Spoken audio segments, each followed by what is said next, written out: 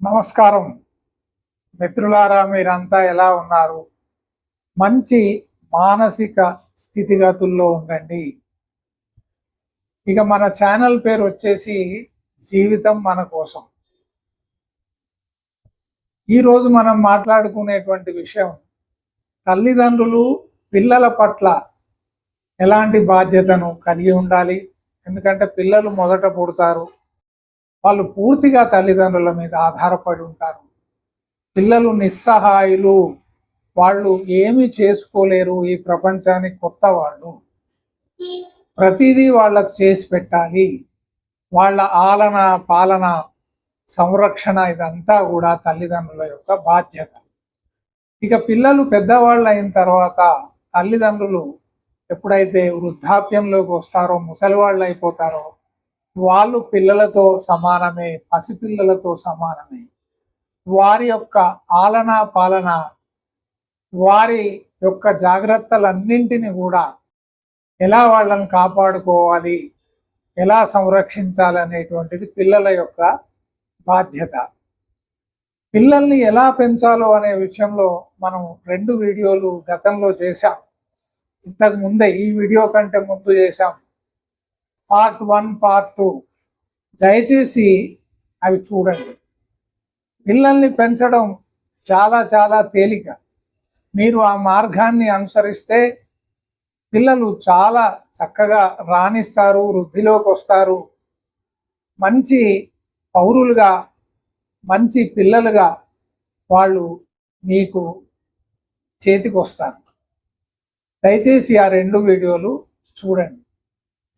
ఇక ఒక చిన్న పద్యం ద్వారా మనం చెప్పుకుందాం తల్లిదండ్రులు పిల్లల పట్ల ఎలా ఉండాలి. కన్న పిల్లల యందు దయలేని తల్లిదండ్రులు ఉండనేమి వారు ఊడనేమి. పిల్లల పెంపకం, వాళ్ళ యొక్క రక్షణ, వాళ్ళకి మంచి పౌష్టికాహారం ఇవ్వడం, మంచి విద్యాబుద్ధులు నేర్పడం, ఇదంతా కూడా తల్లిదండ్రుల యొక్క బాధ్యత. అది చేయలేనటువంటి తల్లిదండ్రులు ఉన్నా ఒకటే, వాళ్ళు చనిపోయినా ఒకటే అని దీని యొక్క అర్థం. కన్న పిల్లల యందు దయలేని తల్లిదండ్రులు ఉండనేమి వారు ఊడనేమి. ఊడనేమి అంటే వాళ్ళు చనిపోయిన వాళ్ళతో సమానం. మరి పిల్లల్ని ఎందుకు కన్నారు?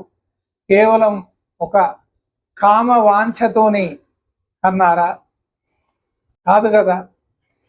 పిల్లలు పూర్తిగా వాళ్ళు నిస్సహాయం, ఏ పనిని కూడా వాళ్ళు చేసుకోలేరు. ఈ ప్రపంచం అంటే ఏమిటో వాళ్ళకి ఏమీ తెలియదు.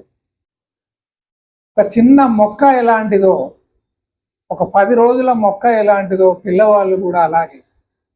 ఆ మొక్కను ఎలా మనం సంవత్సరాల తరబడి పెంచుతామో అలాగే పిల్లల్ని కూడా సంవత్సరాల తరబడి పెంచాల్సి ఉంటుంది. వారి యొక్క సంరక్షణ పట్ల మనం చాలా జాగ్రత్త వహించాల్సి ఉంటుంది. ఇక తల్లిదండ్రుల విషయానికి వస్తే, తల్లిదండ్రుల యందు దయలేని పిల్లలు పుట్టనేమి వారు గిట్టనేమి అని మహాకవి అన్నట్టు, పుట్టినా ఒకటే, గిట్టనేమి అంటే మరణించినా ఒకటే. పుడుతూనే వాళ్ళు మరణించినా ఒకటే. ఎందుకంటే వాళ్ళు ఎప్పుడైతే పెద్దవాళ్ళు అవుతారో, తమ యొక్క తల్లిదండ్రుల సంరక్షణ, వారిని జాగ్రత్తగా కాపాడుకోలేరో అలాంటి పిల్లలు ఉన్నా ఒకటే, లేకున్నా ఒకటే అని అర్థం. అయితే ఒక మొక్కను పెట్టి అనేక సంవత్సరాల పాటు దాన్ని ఏ జంతువు బారిన పడకుండా రక్షించి, దాని యొక్క ఆలన పాలన చూసి, అది పెరిగి పెద్దగా అయిన తర్వాత ఆ చెట్టు నీడన కాస్త సేదతీరాలనుకోవడం, విశ్రమించాలనుకోవడం తప్పేమీ కాదు, స్వార్థం కాదు.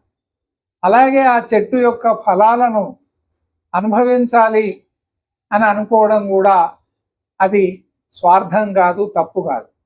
అలాగే పిల్లలు ఎదిగి యుక్త వయసు వచ్చి వాళ్ళు అనేక బాధ్యతలు చేపట్టిన తర్వాత, తల్లిదండ్రులు వృద్ధులైన తర్వాత, ఆ పిల్లల యొక్క నీడలో, వారి యొక్క సంపాదనలో, వారి యొక్క సంరక్షణలో సేద తీరుదాం, జీవితం యొక్క ఆఖరి మజిలీ హాయిగా గడుపుకుంటూ వెళ్ళిపోదాం అనేటువంటి కోరిక తల్లిదండ్రులకు ఉండడం సహజం. అదేం తప్పేమి కాదు, స్వార్థం కాదు.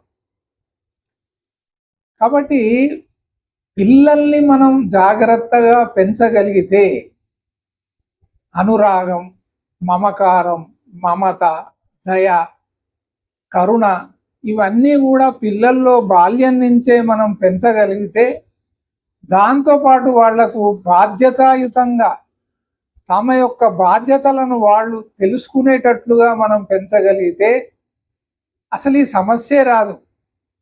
తల్లిదండ్రులను జాగ్రత్తగా చూసుకోండి అని పిల్లలకు చెప్పాల్సినటువంటి అవసరం లేదు. కానీ మనం వాళ్ళను స్వార్థపరులుగా తయారు చేస్తున్నాం. ఇది మొత్తం తల్లిదండ్రుల యొక్క తప్పే. మీరు బాగా ఉన్నతమైనటువంటి ఉద్యోగాన్ని సంపాదించండి, ఎదుటివారితో పోటీ పడండి, బాగా డబ్బును సంపాదించండి, సుఖపడండి అని మనం బాల్యం నుంచే చెప్పడం ద్వారా వాళ్ళు చెడిపోతున్నారు. మనం కలిసి పంచుకుందాం, సుఖమైన దుఃఖమైన కలిసి పంచుకుందాం. మనం కష్టాలను, కన్నీళ్లను, అలాగే సుఖాలను, నవ్వులను వాటిని కూడా కలిసి పంచుకుందామని మనం బాల్యం నుంచే వాళ్ళను సరిగ్గా విలువలతో కూడినటువంటి జీవితాన్ని అందిస్తే అసలు ఈ సమస్యే రాదు. కాబట్టి పిల్లల్ని పెంచడం అనేది ఒక కళ. దాని గురించి ఆ 2 వీడియోలో మనం మాట్లాడాం. ఈ వీడియోను ఇంతటితోనే ముగిస్తాను. మీరు ఆలోచించండి, ఎలాంటి పిల్లలు ఉన్నారు, ఎలాంటి తల్లిదండ్రులు ఉన్నారు, ఎవరి కర్మకు ఎవరు బాధ్యులు. ఈరోజు తల్లిదండ్రులు అనాథలై విలవిలలాడుతున్నారంటే ఆ పిల్లల్ని ఆ విధంగా తయారు చేసినటువంటి వారు తల్లిదండ్రుల వ్యవస్థ.